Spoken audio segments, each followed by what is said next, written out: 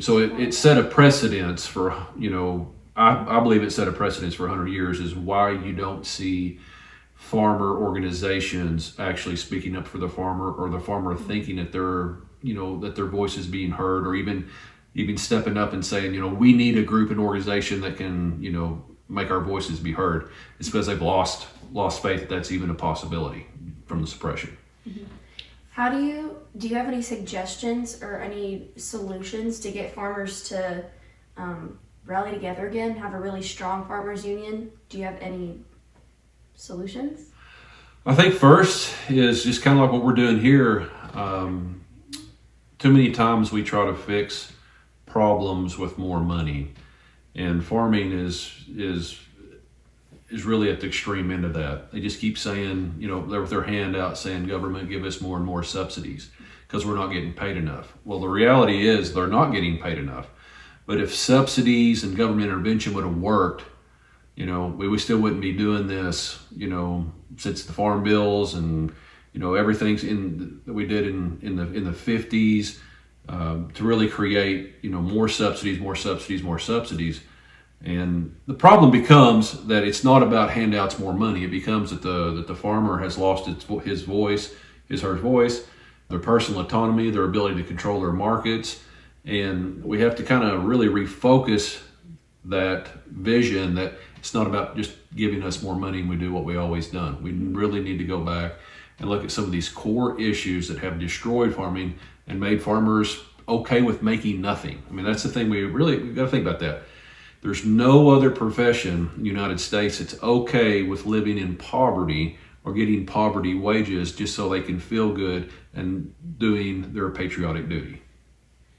So we've talked about how propaganda was used to manipulate farmers, how farmer unions through the government were kind of silenced, pushed down, and how the farmers, how their collective voice was silenced, and how we kind of transitioned from this golden age of farming to poverty. Is there anything else that you want to talk about before we close out this episode?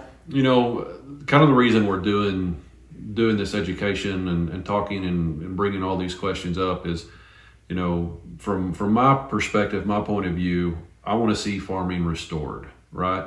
And so we have to go back and take a different approach, take a look at the problems that we've had in the past, and really try to figure out the baseline problems of farming so we could go future. Because I've got to figure out with other farmers and other people how that your generation can have plenty of food. Because we're at a place now where farming has been in such a decline that we're at a very, very scary stage of an imbalance of even having enough farmers being able to produce food for us, okay? So as we talk about, farmers needing more money, farmers needing a voice, farmers needing not just representation from other people, but able to represent themselves and stand up for the things that, would make a difference in their life.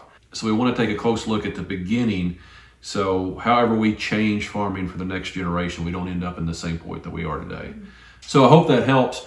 And as we go through this, and we're going to develop each one of these topics probably in a greater detail. Obviously, if anybody wants to reach out to you to try to throw some questions in there that they're curious about, yes. We'd love some feedback on that. And, I'm just going to throw it back to you for the final thought and let you kind of wind it down for us.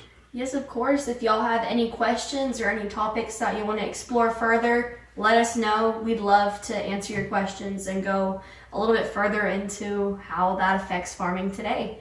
I definitely learned a whole lot in this episode. This is a very interesting episode. I hope y'all enjoyed what you watched and learned something else. I'm Lily Burns. And I'm Farmer Jack. Thank you for watching, and we'll be seeing ya.